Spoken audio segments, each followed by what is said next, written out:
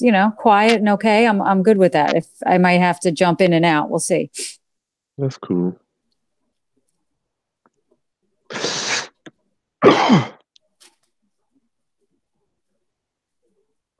Hey, Maya, can you call Dad?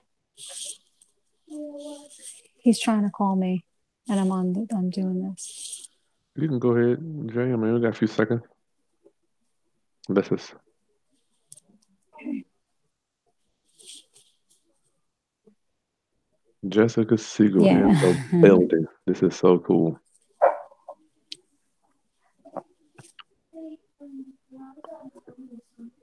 How old is he? 11. Yeah, you gotta.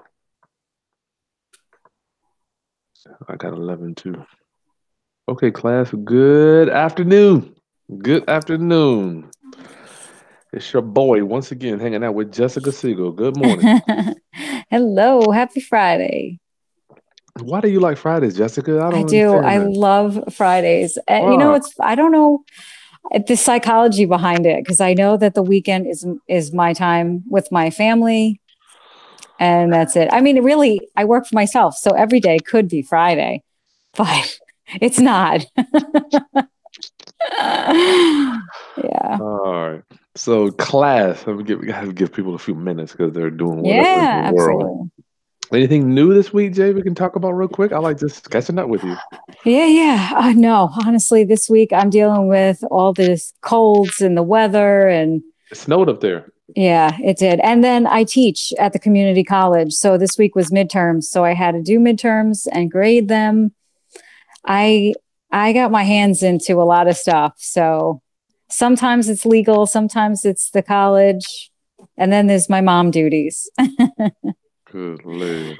You know how it is. You've got all those different projects going on. You just do it. You don't even think Yeah. about it. You just Yeah. do it. Well, that's cool. What Class. about you? What's exciting for you this week? Wheeling and dealing. Yeah, what's going on? I had somebody broke my water meter at one of my houses. How the hell do you do that? Oh my goodness. So we had to hire somebody to go over there. The city had to bring another meter, had to go fix it. I don't know what happened. I mean, stuff just happened. Yeah. Yeah. They wrote the meter, they had to do that, and the buyers like they did their inspection, no water, and they're screaming at me. I'm like, I don't, I can't make the water come on. I didn't break it. Thought that was quite cool though. But you always get through it. Yeah, we get through it. Class, welcome, welcome. This is Chris Haskins. If you don't know me, I'm a real estate entrepreneur. My mission statement in my ministry is to raise your financial literacy through real estate investing and entrepreneurship on Fridays. I get to hang out with Jessica Siegel. Good afternoon. Happy to be here. Jessica is an attorney in New York, and she has her own practice. And we are going to be today going over every Friday. We try to go over some real estate stuff that will help you. Yes. Yes. And we talked last week very briefly about what if we have an uncooperative seller in a multi-seller situation, Jay? Yeah. So, one of the things we always talk about is like how we're buying these properties, right? A lot of focus is how are we going to get this property locked down? But then the question is, well, what do you do when you're ready to sell it, but not everybody involved wants to sell it? So what I see a lot is, people buy the property together and they think everything's going to be great. And then there's a breakdown in either the personal relationship or the business relationship, and they no longer can agree. And it can get ugly quick when you're dealing with money, especially. And sometimes people will shut out the other partner from the bank records or access to things. So I thought this week maybe we touch on a little bit. What do you do, to really maintain your right in that property? Wow. And so Wow. I try and tell people before, like when everybody's happy and excited in that purchase, like when you still like each other and you're high-fiving about this great property you just bought, I encourage them to put down on paper an agreement as to exactly what's going to happen if we decide we no longer want to be in business together. There should be an agreement in place. So you kind of keep track of, and especially if one person's the money and the other person's the sweat equity, how much do we each get if we need to sell this property? And so you kind of have to agree to that ahead of time. And also, let me stay there. Let me stay there for a minute. I got a framework for our conversation. We're talking about two people on title of a piece of property, correct? Yes. Right. So what a lot of times you'll see is boyfriend and girlfriend decide to buy a piece of property together, or, a family members, uncle and nephew, or, even spouses, whatever it could be, business partners, and they're both on the title. Right. So this is not, a separate issue would be as if there's an LLC, but there's a breakdown in the business. That's a separate issue. But this is just two people own title on the property. And now what do you do? So I always encourage people, if you're buying the property with somebody else, make sure you have a clear understanding when it's time. What do we do if one person wants to sell? And what do we do if we don't agree? So I always like to have a first right of refusal for the other person. So if one person says, listen, I want out, you want the owner to have the first right of refusal to buy their interest in the property, so that they can't just sell it to somebody else. And now you're stuck sharing a property with someone you don't even know. But what do you mean by first right of refusal for our viewers that may not understand? Sure. So let's say you and I buy a piece of property together and I want out. You don't want me to just sell the property to some stranger that you're now in business with.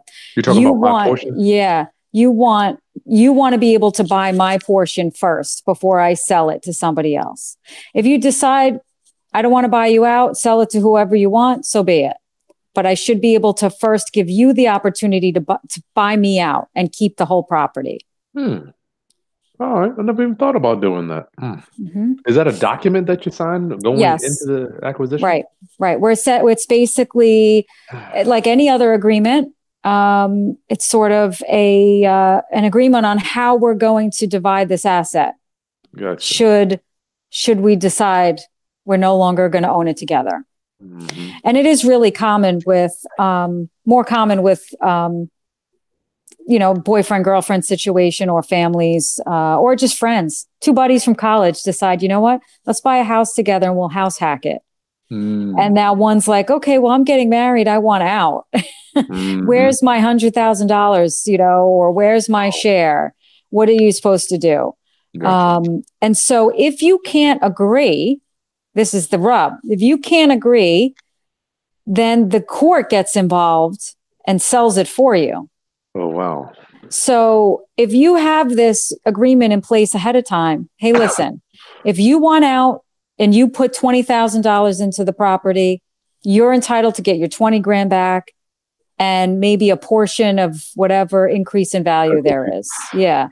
But if you don't have an agreement in place, good luck coming to an agreement. Let's say you're living in this property for several years, you're putting in improvements, you're putting in all kinds of sweat equity into fixing it up, making it look good. You obviously want more than the 20,000 you put down on it. But unless you have that agreement in place, what are you going to do? So the other person that's living there may decide, okay, well, I'll buy you out. So you want to have an understanding of what that number is going to be. Otherwise, what happens is the court gets involved and you do basically an assessed value on the property and you split it in half. And that might not be fair. That might not be fair distribution. So the court's going to look at money. One person put the money up and one person might not have any money in it. Right. They maybe just put all their sweat equity into it. Maybe they're landscaping it. Maybe they're taking care of the lawn and the snow and they're managing the property and do that. So are you, otherwise you're saying that they get nothing if it's sold. Wow. So try to have an agreement in place ahead of time. What's going to happen? Yeah, we always do joint venture agreements. They're about 3 pages before we even go in. Exactly. And what kind of stuff do you put in that? I mean, Lord, I'm not prepared to speak on it. Sorry. But, it has distinct outlines. Like, I know I'm like usually the managing guy. Okay. I have all the scope of what we're going to do. And then like the money partner will have the scope of what we're going to do. So you go into it knowing exactly who gets what. in this Oh deal. yeah. Oh my Yeah. goodness. So that's what I'm Yeah, saying is basically make sure you have an understanding of who gets what if one of you decides to move on, yeah.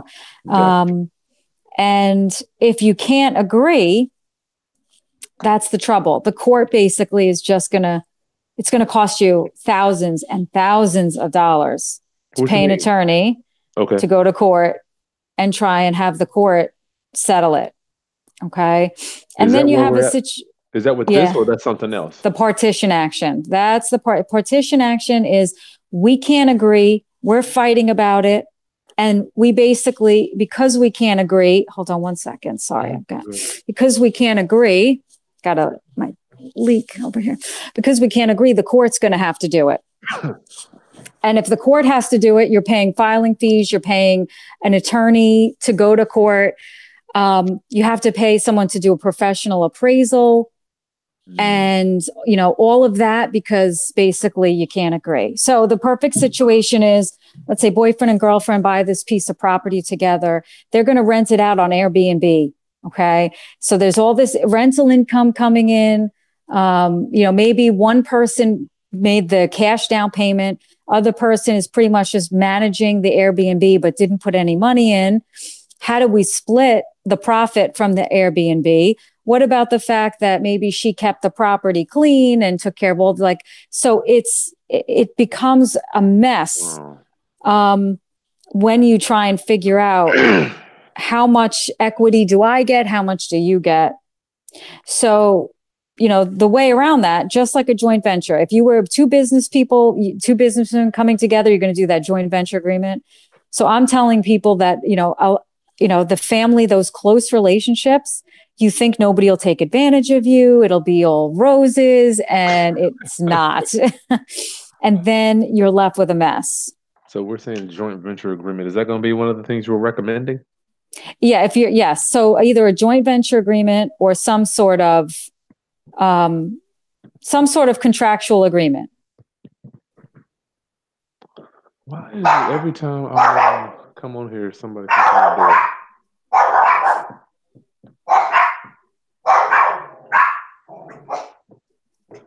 Joint venture agreement. Yeah. Or, even just, a simple agreement, title it an agreement, yeah. and you lay out how much financial amount each person contributed, how you're going to determine basically the split. How does sweat equity get taken into account? With their contribution. And yeah. Okay, with contribution. That's what we do, yeah. Yeah. You got to know that stuff going in. I mean, I guess it comes from experience. For me, it was like, I want to make sure I want everything, we have paragraphs on what this person is responsible for. You're responsible for the utilities. You're responsible for making sure that absolutely it's kept clean. You're responsible for the construction. You're responsible for the interest payment. I mean, it's just right. And that's the smart way to do it so that there's no misunderstanding. Because, if you're running it yourself, no problem. You know what to expect. If you're running it with somebody else, you're always going to be at the mercy of that agreement. And what I see so often is two good friends go into business together. They have great intentions. And the next thing you know, they blocked the access to the bank account. They're hiding the operating agreement for the LLC. It's like total chaos. And then I have to try and come in and I do almost like mediation between two people to try and, okay, well, what do you want? And then, okay, well, what do you want? And how can we meet in the middle? Good gracious. And so this stuff. Oh, this is my every week. Yeah. Really? Yeah. Tell me every about week. One. Tell us about one. It'd be juicy. Yeah, no, it was, it's the same thing. They go into business together, two great friends, great idea. And they're very loose with the formation of the business and the profit, and they just sort of split things and they get into a falling out. And now they have other assets. It's not just real estate. There's a car involved. There's business equipment, because the business owns a car and other equipment. Who's entitled to these things, right? And so if you can't, they won't even speak to each other. They won't even talk to each other. So, so they're, so now I'm going back and forth between the two of them. And if they can't put their egos aside, basically, it's really what is your ego, and come to an agreement, the result is we go to court, and like the court has to basically act like the parent and say, okay, you're selling everything and you each get whatever your contribution is. And then what happens is the court has to look at all of your records to figure out what your contribution is. And they don't And know if you that didn't, all that. right. And if you didn't keep good records, how are you going to do that? So like I do LLC setup for small businesses, right? So when there's two members, I always give both members sets of the documents, right? Because technically, all I have to do is prepare one LLC kit. I prepare the operating agreement. I put this whole binder together, and I give my clients this nice organized package of documents, all their registration, everything. I know what happens in business. So I don't want my client to say that, well, my partner has stole the book and I don't have access to it, right? So what I do is I give them both a copy of everything and say, keep it separate in your houses so that you have access to it at all times. So I'm thinking about that operating agreement. No doubt it's going to have who's bringing what at the formation of the LLC. Right. And because it's an LLC, you're not required to file the operating agreement with the state. It's a private document. So my other client was trying to dissolve the LLC because in her situation, a family member was, there was allegations of misconduct in between family members in a real estate business. And it was the same thing. Like one family member put up the money, and then the other family member was the construction crew, and they were supposed to split the profit 50-50. Well, she decided she was going to keep it all and not share. Right. And so you think, oh, my family member would never do that to me. But, money does things to people. So, and now she's like, I'm trying to get the operating agreement. I'm trying to get basic documents from, she didn't keep anything. So, I'm concerned, for my clients. So I know to give them each their own set.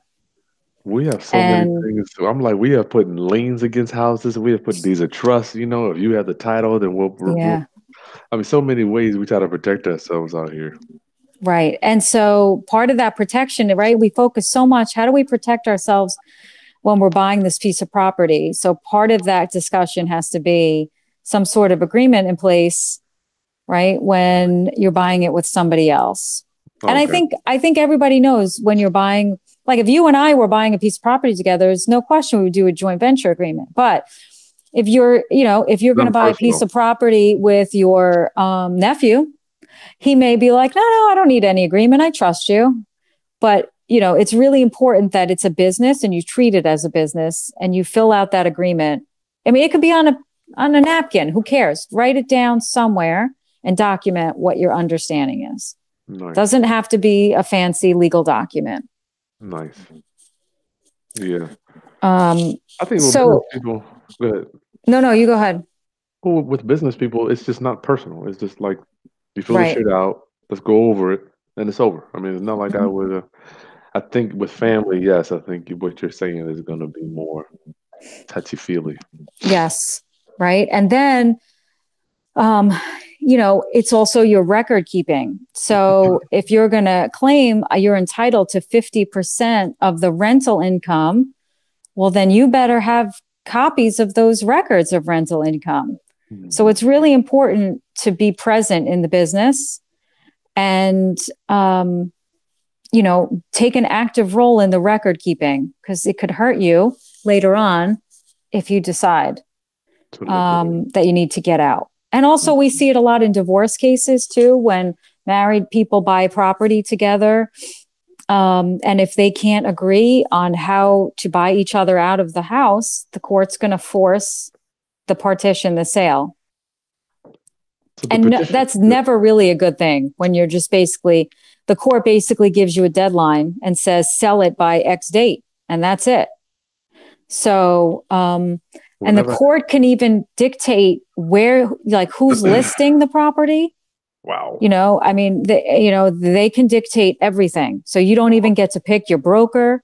You know, you lose all right to control the sale of your property if you have to go through a partition action. Oh my Lord. Whenever I hear the courts, I just want to replace that word with the court. I want to replace it with the man is now Yeah.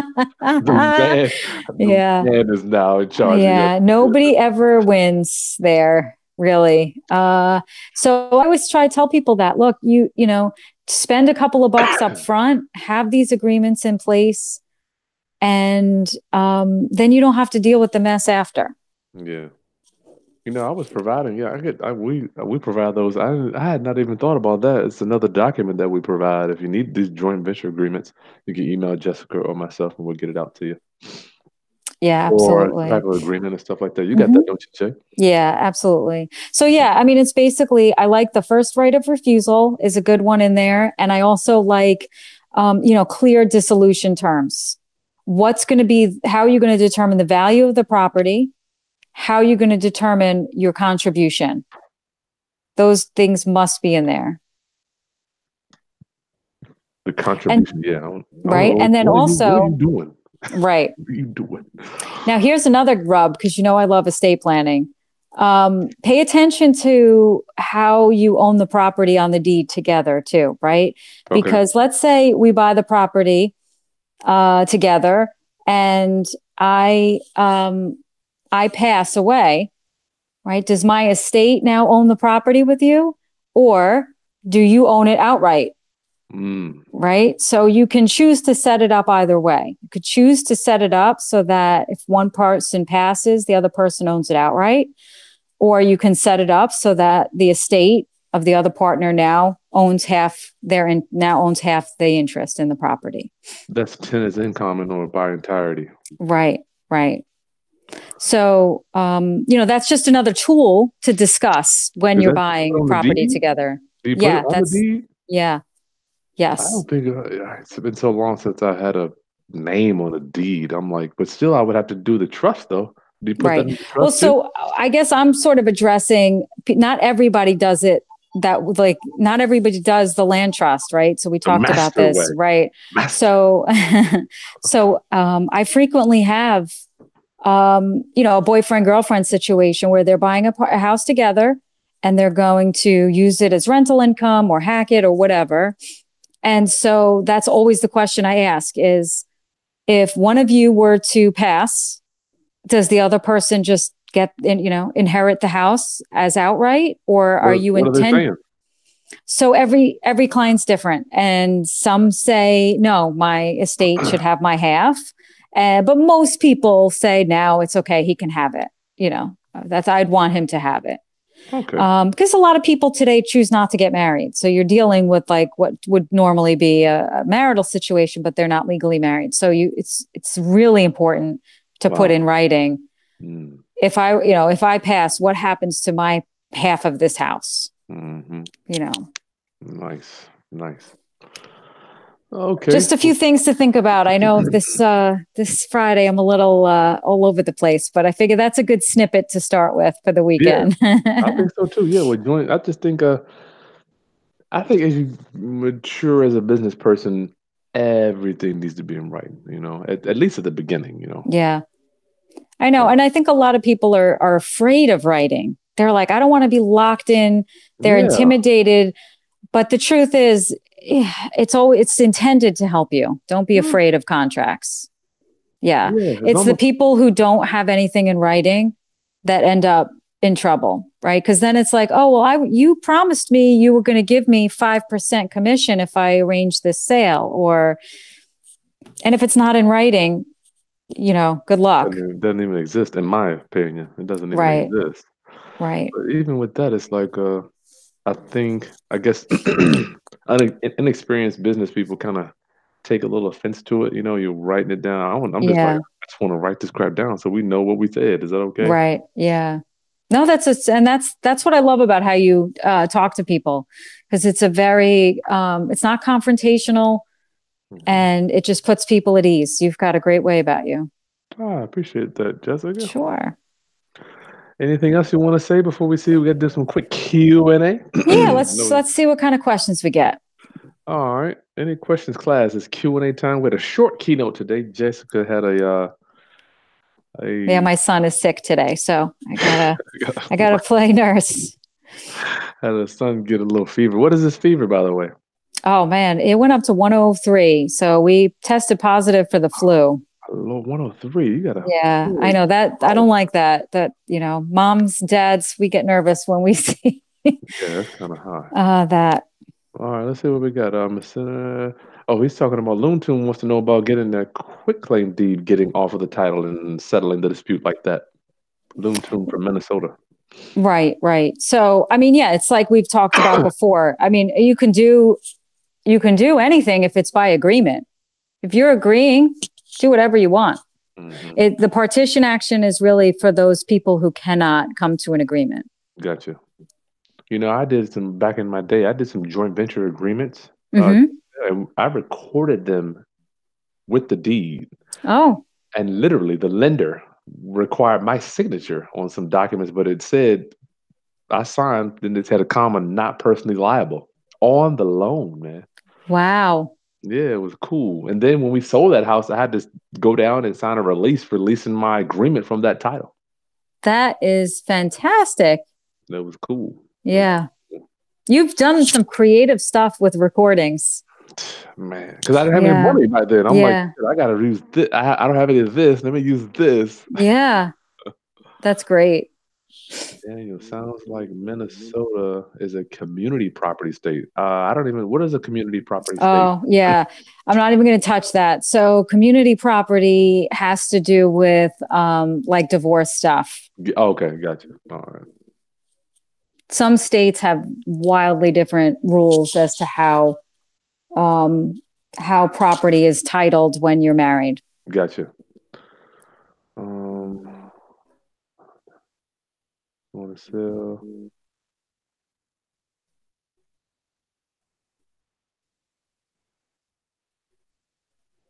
Oh yeah, James. I don't see any other questions. I see one here.